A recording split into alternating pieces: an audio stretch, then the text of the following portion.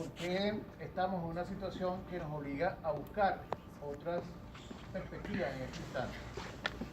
En primer lugar, ese trabajo siempre arrojaba el número referencial sobre el cual se establecía el costo promedio que iba sobre el cual el SENAC fijaba sus aportes. Si se fija el costo promedio de una película cinematográfica nacional, el SENAC fija el aporte que corresponde al 30%, por lo menos al 30% de esa inversión, y a partir de allí, pues ese número comienza a ser el número de recursos que se pueden repartir a las producciones que hayan sido aprobadas por las comisiones de estudio del proyecto. ¿Okay? Hasta allí esa ha sido la historia nuestra mientras había recursos, y en el momento en que hubo muchos, hay que decirlo, y de nuevo hicimos la referencia ante el ministro que nos tuvió este evento, por cierto, la referencia que teníamos que tener para que en algún momento esas películas llegaran incluso a ser $800,000, es decir, este país llegó a dar entre $800,000, $600,000, $1 millón a diferentes proyectos en algún momento de la vida. Y hoy en día nos encontramos con que el equivalente a eso son $800, dicho esto en ese número calculado en junio. Ahora bien, la utilidad que este número tiene en este instante es difícil. Es difícil porque nos damos cuenta que en este momento los ingresos completos, totales que tiene el SENAC, sumados los ingresos extraordinarios más el presupuesto ordinario, no alcanzan para cubrir ni siquiera una tercera parte de lo que ese costo representa hoy día de un proyecto de largometraje. Mucho menos para cubrir todo lo que es la política cinematográfica del país. Entonces, ¿qué nos plantea eso? Que tenemos que buscar una forma de cambiar esa dinámica que tenemos en este instante y comenzar a romper, como bien dice Joe y Héctor, los paradigmas por los cuales estamos viviendo. Entonces, se nos plantea el hecho de que no podemos ir por la vía de la ley, porque la vía de la ley implica un largo camino y esencialmente una larga diatriba basada en el hecho de que este país en este momento tiene dos instancias de poder legislativo y que ninguna comulga con la otra. Entonces, a partir de esto, la reflexión va en función de hacer reformas que estén bajo nuestro dominio, bajo nuestra posibilidad de determinar, y de que con la aprobación en la instancia que nos gobierna a todos dentro del SENAC, que es el Consejo Nacional Administrativo, estas resoluciones puedan ser efectivas en un corto plazo. Entonces, pero viene el análisis de este trabajo. Siempre se ha utilizado el valor de referencial, el valor que establecen las comisiones de peritos como un valor referencial. Entonces se pone ese techo y listo. Hoy día no se puede porque simplemente hay una razón política básica, que es que la presidencia del SENAC no puede aceptar la utilización de una variable como es el cálculo de la inflación hecho por la Asamblea Nacional. Pero como no lo puede aceptar, tampoco presenta la otra alternativa, que es que no hay ningún índice publicado oficial sobre la situación económica del país. Es decir, no hay nada que mida cómo han ido incrementándose los precios de manera oficial. Para que tengan una idea, el Banco Central durante el Mundial de Fútbol publicó los resultados del Mundial, pero lleva años sin publicar una cifra que nos permita entender lo que está pasando y hacer estimaciones financieras y económicas. La ventaja de este trabajo que han realizado es que, mira, si el índice se determina que es el huevo today, ¿entiendes? El precio del cartón de huevos al día de hoy o en todos estos meses, ese precio, ese índice puesto aquí, da el mismo resultado, porque estamos llevando una situación inflacionaria estándar, estamos ante una realidad que es apabullante. Es decir, nuestros niveles de ingresos versus los costos están en una distancia cada vez mayor. Esa es la realidad. Ahora, ¿cómo podemos nosotros trabajar con lo que tenemos? Ajustarnos a lo que tenemos, ¿no? Es allí donde, bueno, necesariamente tenemos que acudir a hacer ciertas diferencias en cuanto precisamente al uso que se ha dado de ese costo promedio, a la naturaleza de la inversión del SENAC, a la naturaleza de la inversión del SENAC en estos tiempos, es decir, no alcanza para financiar una película de gran tamaño, no alcanza para hacer una película que ya haya avanzado sobre su consecución de recursos, es decir, nos tenemos que plantear que el SENAC no va a dar el 30% de esa película, que el SENAC te va a dar una posibilidad de desarrollo de ese próximo proyecto y que esa posibilidad de desarrollo pasa porque tú consigas también buena parte de los recursos que van a ser utilizados en la producción de ese proyecto. Entonces, eso te obliga a que tú vayas escalonando precisamente cuál es el nivel del SENAC. Ya el SENAC no es tu socio mayoritario. El SENAC comienza a ser ya un soporte muy, muy importante, porque ha sido tradicionalmente el soporte de muchas películas, ha sido el soporte de realizaciones importantes y que tiene una buena reputación aún en el ámbito de la cinematografía internacional, iberoamericana en específico, y ese aporte puede ser importante. Adicionalmente a eso, también hay que ver la posibilidad de que los ingresos, los aportes del Estado puedan ser consolidados en algunos proyectos. ¿A qué se refiere eso? Que aportes que pueda hacer la plataforma en algunos proyectos pues sean consolidados como la inversión que hace el Estado en ese proyecto. Recuerden también que es importante saber que la composición del comité ejecutivo pasa porque somos representantes del sector privado, representantes de la Cámara, representantes de la ANAC, representantes de Cabetrol, pero también hay 3 representantes del sector público. Y el presidente, que incluso tiene un doble voto. Eso hace que no necesariamente las cosas que nosotros propongamos tengan la viabilidad necesaria.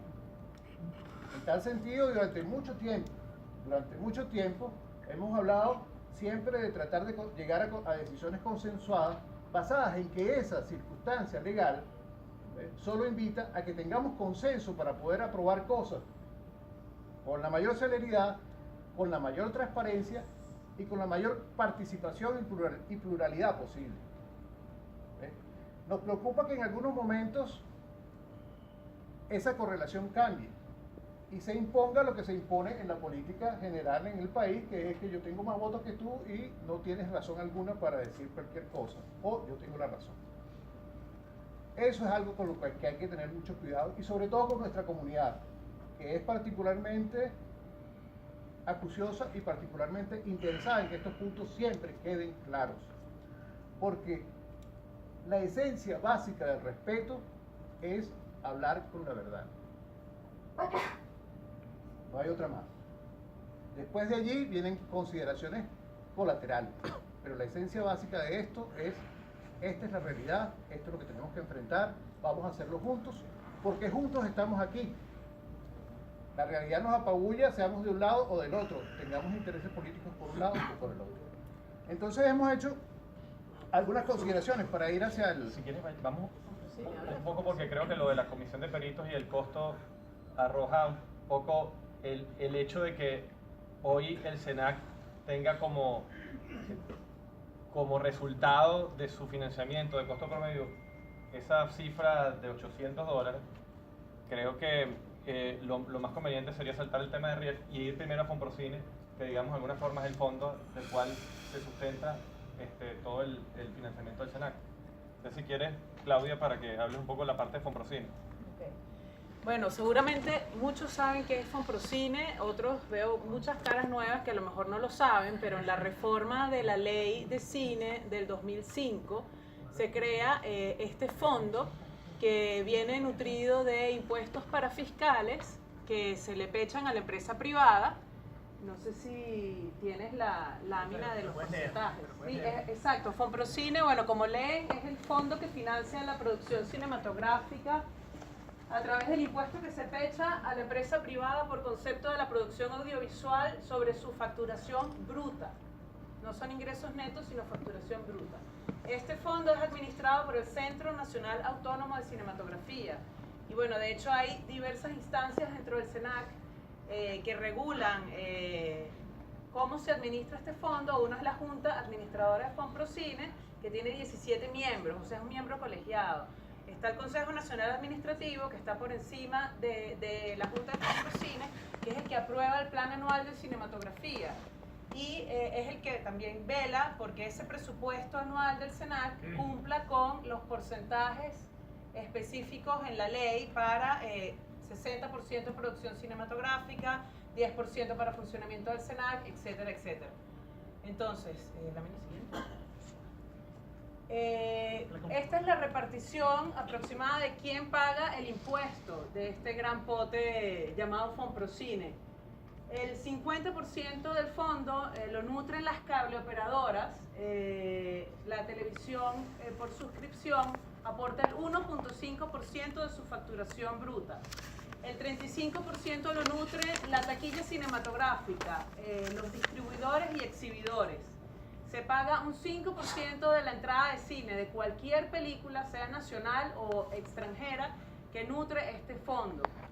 Luego, las casas productoras y bueno, casas de servicios en general, de tecnología, de postproducción, etcétera, el 1% de sus ingresos brutos. Y luego la televisión abierta, el 1.5% de la facturación que se derive de la venta de espacios publicitarios. Y bueno, es la repartición, ¿no?, de cómo se nutre ese fondo. El 60% del fondo de Fonprocine va destinado a la producción cinematográfica. Esto es el artículo 40 de la Ley de Cinematografía, que se cumple desde el 2005.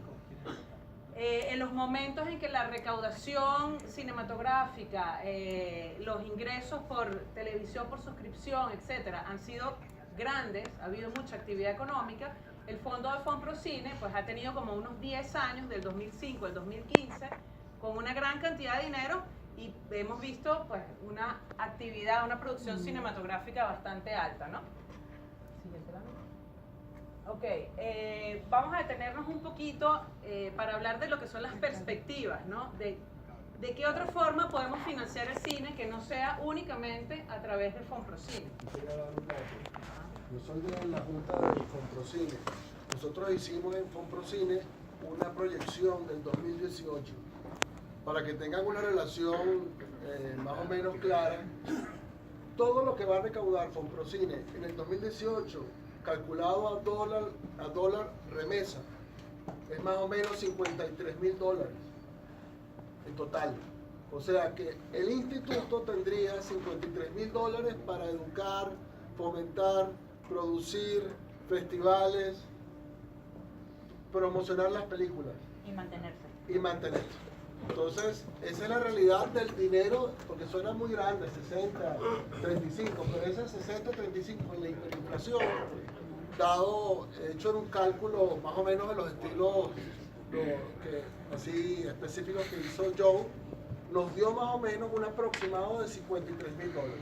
Entonces, bueno, Sí. por eso es importante el 55.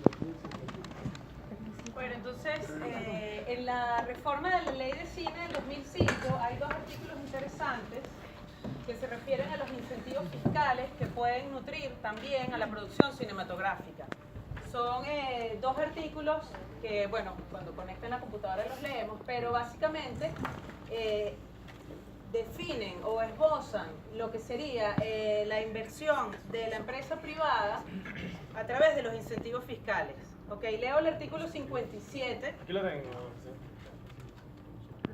Ok, que dice así: los contribuyentes del impuesto sobre la renta que realicen inversiones o hagan donaciones a proyectos cinematográficos de producción o coproducción venezolana autorizados por el Centro Nacional Autónomo de Cinematografía, CENAC, podrán incluir como gasto en la determinación del impuesto sobre la renta correspondiente al periodo gravable en que se realice la inversión o donación, e independientemente de su actividad productora de la renta, la totalidad del valor real invertido o donado. El Centro Nacional Autónomo de Cinematografía, CENAC, expedirá una certificación de inversión o donaciones aceptables para efectos de lo previsto en este artículo y podrán realizarse en servicios cuantificables en dinero. Y lo más importante que dice aquí es que el reglamento de la ley establecerá las condiciones, términos y requisitos para otorgar este beneficio fiscal, el cual en ningún caso será otorgado a cine publicitario o propagandístico. ¿Por qué resalto esta última parte? Porque el reglamento de la ley, que ha habido varios anteproyectos y se había dicho que había sido introducido en la Procuraduría General de la República, no ha sido aprobado, refrendado, no se puede poner en práctica el artículo 57 hasta que no sea publicado ese reglamento. Hemos hecho algunas averiguaciones, por lo menos en la base de datos de la Procuraduría General, del 2014 al 2017 no hay registro de que haya ingresado ese reglamento de ley. Por lo tanto, estamos como en un limbo porque tenemos una ley que esboza un artículo bien interesante, incentivos fiscales que han sido puestos en práctica en otros países de Latinoamérica, México, República Dominicana, Colombia, Brasil, y que están haciendo que la producción cinematográfica de esos países sea bastante nutrida. Nosotros no lo podemos poner en práctica. Básicamente, pedirle a la empresa privada que impute como gasto dentro de su contabilidad una donación de dinero a una película y que el SENAC emita un certificado para que ese empresario vaya al CENIAT y diga, a mí me toca pagar 100 bolívares, lo hice como donación en esta película y aquí está mi certificado. Esto es una cosa que si la ponemos en práctica hoy en día sería una manera de alternar los fondos y no necesariamente producir con un dinero de Fonprocine como habíamos estado acostumbrados anteriormente. Este es el artículo 57. Ok, y el artículo 59 es mucho más directo a los contribuyentes de Fonprocine específicamente y dice así: los contribuyentes de las obligaciones tributarias establecidas en esta ley podrán ser exonerados hasta en un 25% del monto de su obligación, siempre que esos montos sean destinados a la coproducción de obras cinematográficas nacionales, independientes, no publicitarias ni propagandísticas. Nuevamente, el reglamento de esta ley establecerá los requisitos para la obtención del beneficio establecido en este artículo. Esto simplemente quiere decir que las empresas distribuidoras, exhibidoras, productoras de servicios de postproducción, etcétera, en lugar de pagarle a Fonprocine 100, 25 lo pueden aportar a la producción de películas nacionales. Recientemente, bueno, en el mes de abril, los gremios tuvimos una reunión interesante con la consultora jurídica del CENIAT y la consultora jurídica del Ministerio de Cultura, en la que revisamos estos dos artículos, y la consultora jurídica del CENIAT nos explicó que se puede implementar si hay voluntad política de aprobar de alguna forma vía resolución ministerial la articulación, digamos, la puesta en práctica de estos dos artículos. Anteayer, en la mesa de arquitectura jurídica que se dio en el CELAR, la presidenta del SENAC, Araceli García, nos leyó un anteproyecto que se está trabajando actualmente en la consultoría jurídica del Ministerio de Cultura para implementar el artículo 57. Entonces quisiera leer esta información que es reciente, que está bastante fresca y que no ha sido publicada aún porque es un anteproyecto, pero digamos, ya existe como un esbozo y hay una voluntad de poner en marcha esto. Sería una resolución conjunta entre el Ministerio de Cultura y el Ministerio de Finanzas, ya que el CENIAT está adscrito al Ministerio de Finanzas, y dice así que a los fines de incluir la inversión de un contribuyente, bien sean servicios cuantificables en dinero o donación, a través de un acto jurídico, que es el acto de la donación, como gasto impuesto sobre la renta correspondiente al periodo gravable en que se realice la inversión o donación, el productor deberá solicitar al SENAC la certificación según corresponda. Bueno, ¿qué quiere decir esto? Que si la empresa privada va a hacer un acto de donación de 100 bolívares para una película, se tiene que hacer un acto solemne en notaría donde hay una carta compromiso en la que la empresa privada especifica la cantidad de la donación, o si es en servicios, también tiene que ser servicios que sean cuantificables, y eso viene... Déjame mi teléfono para leer lo que sigue, porque no me lo sé, no.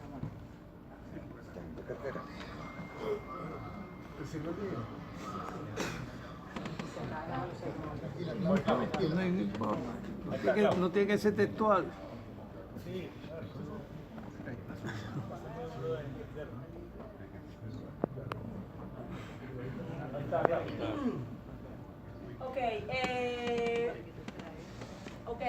Hablando de la donación, la solicitud debe hacerse previamente al CENIAT con un documento notariado, que era lo que les hablaba, que es este acto de solemne, donde firman en notaría el empresario, y este documento debe certificar que es una entrega voluntaria, que se acompaña de una carta de solicitud de exoneración de impuestos sobre la renta con motivo de la donación. Posteriormente, el productor hará la solicitud al SENAC previo cumplimiento de los supuestos referidos en el artículo 42 de la Ley de Cine. El artículo 42 simplemente es el que expone los requisitos para la obra nacional. ¿Cuáles son los requisitos que tenemos que tener, que tienen que tener nuestras películas para ser obra nacional? Que ahí no me voy a extender, lo pueden revisar en la ley. Disculpe, es importante que es un contribuyente al impuesto sobre la renta, es decir, puede ser una empresa, puede ser un particular, puede ser una asociación o familia, incluso que pueda contribuir al fondo. Y esto es importante porque si nosotros tuviésemos el 57 aprobado y el 59, tendríamos otra forma de nutrirnos de fondos propios de la empresa privada, y eso nos igualaría con países como Dominicana, Colombia, México, que tiene un conjunto de leyes súper poderosas para financiar su cinematografía, inclusive también con Argentina. Entonces no estaríamos pensando que las películas solo tienen dos maneras de hacerse: con Fonprocine a través del SENAC o de forma totalmente independiente. Tendríamos otras posibilidades vía impuestos para fiscales, desgravámenes de impuestos sobre la renta y excepciones fiscales para financiar nuestro cine. Eso es muy importante. Ya México lo hace Argentina, lo hace Colombia, lo hace Brasil. Chile está avanzando a pasos agigantados, sobre todo de cara a las perspectivas, ¿no? Que nos hablaban de qué es lo que viene, qué podemos hacer. Bueno, esta es una de las cosas que podemos hacer, porque además se puede hacer jurídicamente a través de disposiciones transitorias y providencias administrativas. Existen los recursos dentro de la actual ley y dentro del actual reglamento a través de providencias administrativas y disposiciones transitorias para que el 57 y el 59 se aprueben. Volvemos a este tema que a mí no me gusta para nada, esta frase que llaman voluntad política. La voluntad política tiene que pasar por reconocer la realidad y después acelerar todo este tipo de decisiones para soportar la actividad cinematográfica. Bueno, en todo caso aplaudimos que, digamos, quienes hacen política gubernamental en relación al cine se hayan dado cuenta de que activar estos dos artículos puede ser reinyectarle un poquito de oxígeno a la producción cinematográfica, ¿no? Para nosotros los productores será obviamente un reto generar esa confianza en la empresa privada, y bueno, haremos los primeros ensayos de ver si este experimento se puede poner en práctica y que podamos realmente financiar producción de películas con fondos combinados, no solamente con lo que nos pudiera dar el SENAC a través de Fonprocine, sino a través de aportes de contribuyentes, como lo hemos especificado. Bueno, paso muy rápido acerca de los recaudos que habría que entregar a la consultoría jurídica del SENAC, porque todo tiene que ser fiscalizado, digamos, o supervisado por el SENAC. Habría que entregar el certificado de inscripción al Registro Nacional de Cinematografía. Aquellos productores, realizadores que no estén inscritos tienen que estar inscritos.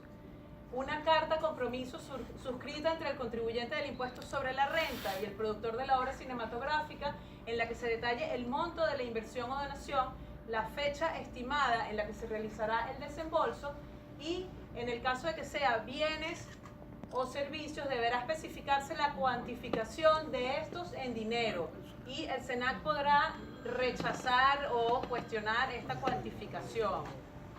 En el caso de que sea un dinero, pues habría que entregar la copia del cheque de depósito o transferencia bancaria. Y la consultoría jurídica del SENAC podrá solicitar al contribuyente del impuesto sobre la renta todos aquellos documentos adicionales que considere pertinentes. Luego, una vez recibida la recomendación de la consultoría jurídica, la presidencia del SENAC elevará al comité ejecutivo la solicitud de certificación de inversión o donación según lo dispuesto en el numeral 8 del artículo 11 de la Ley de Cine.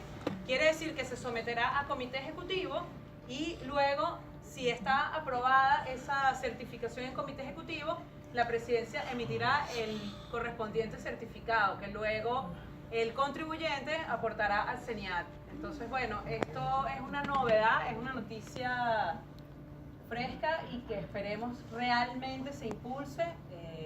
Pues lo que nos comentaron el martes en la mesa de arquitectura jurídica es que es prácticamente un hecho, pues los gremios estaremos monitoreando, digamos, vigilando todo esto porque nos interesa a todos que se puedan reactivar de alguna forma otras vías de financiamiento como estas. Te quiero atajar, Claudia, solamente con un detalle, que es que esto, el artículo 57 y 59 quizás es algo que hace muchos años pudiéramos haber estado esperando que surgiera. Pero era como un complemento.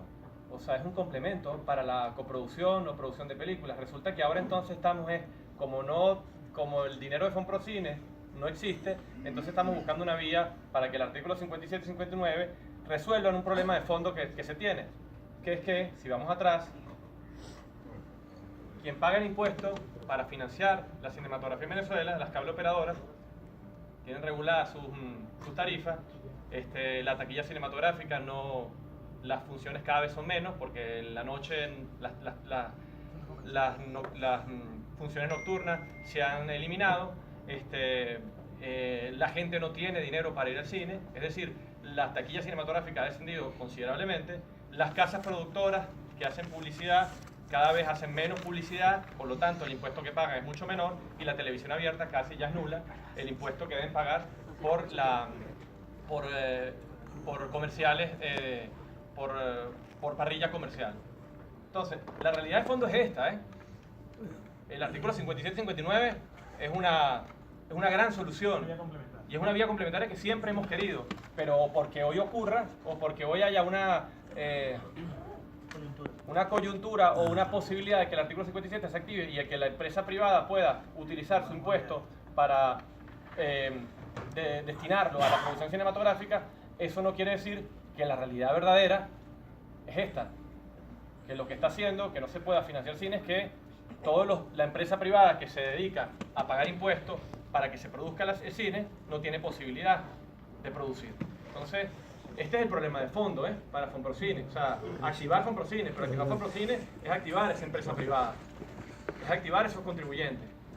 Y si el artículo 57, que para mí había sido históricamente algo muy positivo, hoy no puede llegar a ser simplemente un paño de agua caliente para que la empresa privada nuevamente resuelva los avatares que tiene este país y este gobierno. Y un inciso, Héctor, esto depende de otro ministerio, que es el Ministerio de Comunicaciones, el que regula las tarifas de los cable operadores, ¿verdad?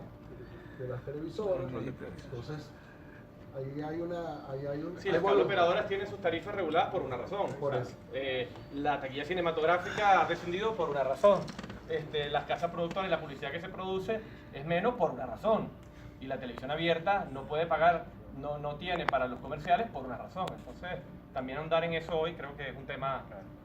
También agregar que en el 57, sobre todo el 57, ya que el 59 de alguna manera se podría aplicar, solo que como el SENAC ve que esto puede afectar el ingreso del fondo, pues lo toma con mucha cautela. Sin embargo, eso puede ser un paso interesante para que los contribuyentes al impuesto puedan aportar más de lo que ya hacen, ¿no? También es importante decir que en el 57, no solo sería eventualmente para aportes a la producción, también esos aportes podrían destinarse a la formación, a los festivales, a la promoción y a cualquiera de las actividades conexas con la actividad cinematográfica nacional. Es decir, que no solo se podría utilizar en beneficio de un sector de la comunidad, sino de todos los sectores de la comunidad. Bueno, buenas tardes, buenos días. Otra fuente de financiamiento. ¿Qué hacemos para financiar nuestras películas? ¿Okay? Bueno, estamos viendo quién hablaba de cada cosa. Por supuesto, habla dentro de la fuente de financiamiento, habla de Ibermedia. Me di cuenta que hace año y medio me tocó hablar del mismo tema en un evento del foro que realizamos aquí mismo en el Milenio, en otra sala. Y bueno, estuve revisando el pitch, estuve viendo ver qué era qué estaba pasando, qué había pasado con Ibermedia en aquel momento y qué pasa en Ibermedia en este momento. Realmente en aquel momento estábamos peleando y discutíamos o abogábamos por 10 proyectos que estaban aprobados en 2016. En este momento, la diferencia es que en este momento estamos abogando por 14 proyectos, y se implementaron 4 o 5, entre 14 y 15 proyectos, se implementaron 5 proyectos más del 2017, más los proyectos que estén en el 2018. Pero de los aprobados, estamos hablando aproximadamente de 14 proyectos. Hasta el momento, no se ha pagado la deuda con Ibermedia desde el 2015, o sea, estamos morosos desde el 2016, una deuda que pasa el $1.500.000, no se sabe exactamente porque, claro, el SENAC como estrategia para el 2017 lo que hizo fue reducir el aporte que le hace Ibermedia y redujo la cantidad de proyectos que participan y que se aprueban por Venezuela en cada uno de los proyectos, evidentemente. Entonces, pero eso, seguimos en la mora desde el 2016, yo sí lo dije en comentario en las reuniones en la mesa técnica, en la mesa del lunes, que de pagar Ibermedia, automáticamente 14 proyectos se activarían de una vez. O sea, hay 14 proyectos pendientes por Ibermedia, aprobados, Ibermedia 2016-2017, que se activarían. Entonces, si queremos reactivar de una manera, porque estamos viendo los costos de una película, de esta manera activaríamos automáticamente 14 proyectos. Tanto en desarrollo como en coproducción, ojo, hablando de no solamente son películas para filmar, sino en desarrollo también. José, ¿tú podrías explicar cómo funciona Ibermedia? Porque hay una comunidad más joven que quizás no tiene esa información y que tiene esta oportunidad de que un especialista le explique cómo funciona ese fondo, someramente. Ok. Ibermedia es un fondo que se crea hace 12 años, 96. en 96, en la cual dice que su principal función es la integración de producciones en Latinoamérica. El fondo está creado por un instituto que se llama la CASI, ¿verdad? Que es la Comisión de Autoridades Iberoamericanas. La CASI tiene 3 programas, básicamente. El programa de Ibermedia, el DocTV y la Ibermedia TV. Que ya no lo tiene. Okay, ¿qué es lo que pasa? Cada uno, el Ibermedia TV compra o de alguna manera paga para proyectos ya finalizados, terminados para su proyección a través del programa de Ibermedia TV.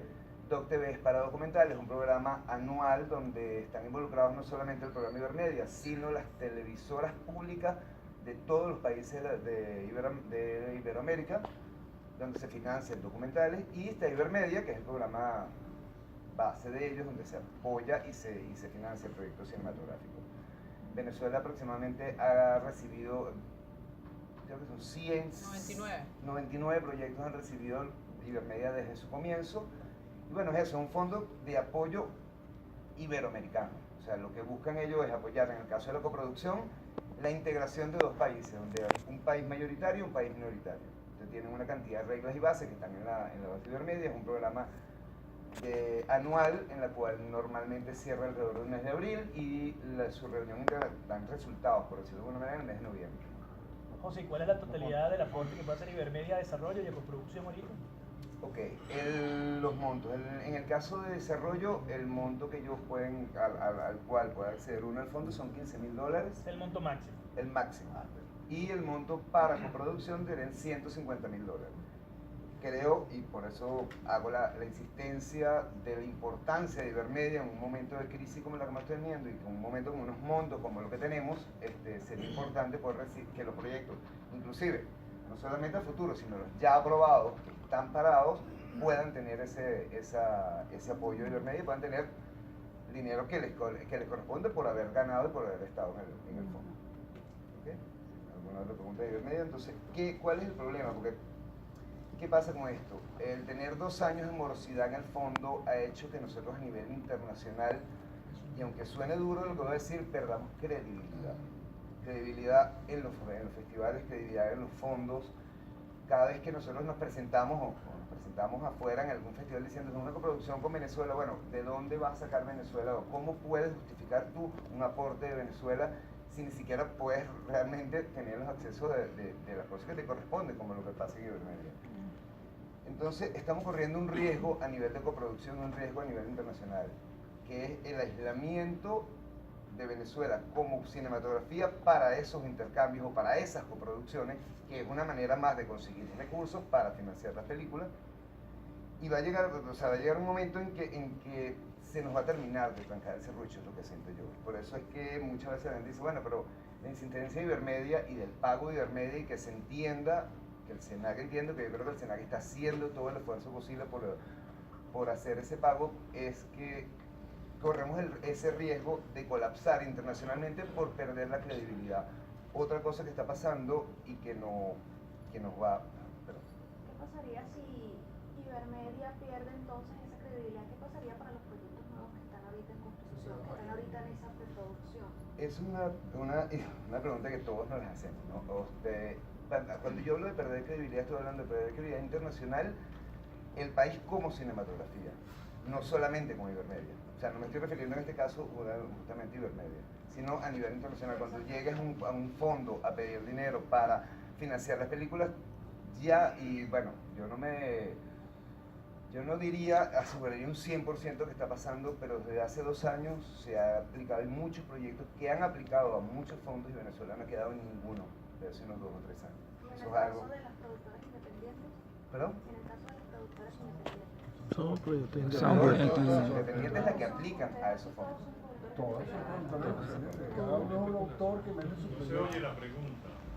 Se oye la pregunta. Que en caso de las productoras independientes, preguntó ella, digo que todos son productores independientes los que están Que si aplicando. esa situación nos puede afectar internacionalmente en el caso de aquellos que están produciendo nuevos proyectos. Claro. Para último, para cerrar, hay otra cosa que está pasando y no es que puede pasar, es que está pasando en el caso de las coproducciones, al no tener un soporte rígido como una moneda fuerte, porque tu presupuesto normalmente lo montas en bolívares y no sabes a qué tasa cambiarle, una cantidad de cosas, nos estamos viendo obligados en los pocos casos que se ha logrado la coproducción, nosotros estamos corriendo el riesgo directamente de perder la nacionalidad de la película. Me explico un poco qué pasa. Si tú antes, con el dinero que provenía del SENAC, más con el dinero de Ibermedia, tú lo que buscabas era un fondo, un coproductor minoritario afuera que te ayudara a soportar el presupuesto, ¿correcto?